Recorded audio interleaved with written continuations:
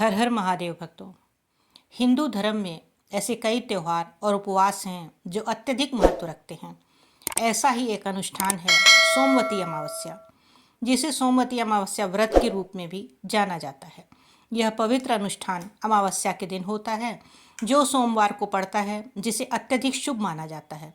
सोमवती अमावस्या व्रत के दिन पितरों का तर्पण किया जाता है, जिससे उनकी आत्मा को शांति मिल सके। इसके साथ ही इस दिन महिलाएं अपने पति की लंबी उम्र के लिए व्रत भी रखती हैं। उसी क्रम में आज जानते हैं सोमवती अमावस्या का महत्व क्या है, सोमवती अमावस्या पर क्या क्या करना चाहिए, सोमवती अमावस्या के दिन क्या नहीं करना चाहिए, अमावस्या के दिन क्या क्या नहीं कर सकते हैं। 17 जुलाई 2023 को सोमवार के दिन यह तिथि दो शक्तिशाली ऊर्जाओं अमावस्या और सोमवार के शासक ग्रह चंद्रमा के योग को दर्शाती है। यह व्रत की आध्यात्मिक शक्ति को बढ़ाता है। सूर्योदय से सूर्यास्त तक व्रत का पालन करने की सलाह दी जाती है, क्योंकि इस अवधि में सोमवती अमावस्या व्रत से जुड़े नियमों और प्रार्थनाओं को करने के लिए अत्यधिक शुभ माना जाता है। इस तिथि का प्रारंभ होगा 16 जुलाई रात 10:08 से। अमावस्या तिथि की समाप्ति 18 जुलाई रात 12 बजे तक होगी। सोमवती अमावस्या 2023 व्रत की पूजा विधि के बारे में बात करें तो सोमवती अमावस्या व्रत को भक्ति और श्रद्धा के साथ पूर्ण करने के लिए एक खास पूजा विधि का पालन करें। इससे आप व्रत का पूर्ण लाभ उठा सकते हैं। मंत्रों के जाप की बात करें तो प्रार्थना करना, मंत्र जाप करना सोमवती अमावस्या व्रत का एक महत्वपूर्ण अंग है। इस व्रत से जुड़े सबसे शक्तिशाली मंत्रों में से एक ओम नमः शिवाय मंत्र है, जो भगवान शिव को समर्पित है। यह मंत्र भगवान शिव की दिव्य ऊर्जा का आह्वान करता है और मन और शरीर को शुद्ध करने में मदद करता है। व्रत की कहानी लघु रूप से इस तरह से है, जिसे श्रवण करना अत्यंत पुण्य फलदायी होता है। एक समय की बात है, एक गरीब ब्राह्मण परिवार था, जिसमें ब्राह्मण दंपति की एक बेटी भी थी।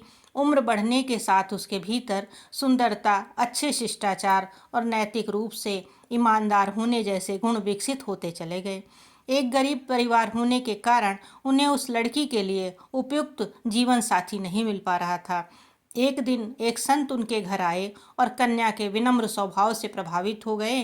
उन्होंने उसे लंबे जीवन का आशीर्वाद दिया, लेकिन देखा कि उसकी हथेली पर विवाह रेखा नहीं थी। चिंतित होकर ब्राह्मण दंपति ने ऋषि से इस बात का समाधान पूछा। ऋषि ने कुछ देर ध्यान करने के बाद सुझाव दिया कि पास के गांव में सोमा नाम की एक महिला रहती है। वह धोबी समुदाय से है और अपने बेटे व बहू के साथ रहती है। उसका व्यवहार बहुत सौम्य है और वह हर किसी की मदद करने के लिए तैयार रहती है। अगर आपकी कन्या उस महिला के घर जाकर उसकी सेवा करे और अपनी शादी में उस महिला की मांग का सिंदूर लगवा ले, तो उसकी कुंडली के दोष का समाधान हो सकता है। इसके बाद वह कन्या रोज सुबह उस धोबन के घर जाकर उसके घर के सारे काम करने लगी। एक दिन सोमा ने अपनी बहू से सवाल पूछा। उसने देखा कि उसकी बहू ने सुबह घर के सभी काम बिना उसकी मदद के खत्म कर दिए। सोमा ने अपनी बहू से पूछा कि वह इतनी जल्दी घर का सारा काम कैसे कर लेती है। इस पर उसकी बहू ने जवाब देते हुए कहा कि उसे लगा कि सोमा ने सुबह जल्दी उठकर सारा काम कर लिया है, क्योंकि वह खुद देर से उठी थी। ऐसा लग रहा था जैसे घर के काम कोई और संभाल रहा है। कुछ दिनों के बाद सोमा ने एक युवा लड़की को उनके घर में प्रवेश करते हुए देखा और सभी कामों को पूरा करने के बाद वह लौटने लगी। जब लड़की जाने लगी तो सोमा उसके पास आई और पूछा कि वह कौन है और वह चुपके से उसके घर के सारे काम क्यों कर रही है।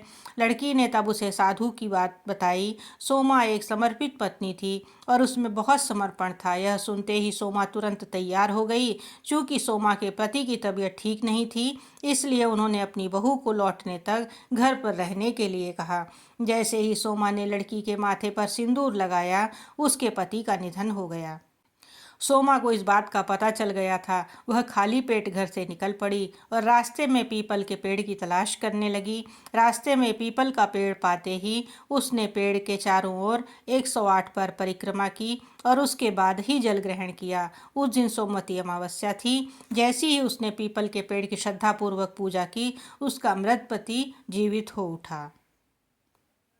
तो यह था सोमवती अमावस्या तिथि के व्रत और पूजन का विधान। आशा है आपको यह जानकारी पसंद आई होगी। इसी के साथ हम आपसे आज विदा लेते हैं और आगे भी इस तरह की पौराणिक एवं धार्मिक कथाओं को सुनने के लिए चैनल को लाइक एवं सब्सक्राइब अवश्य करें।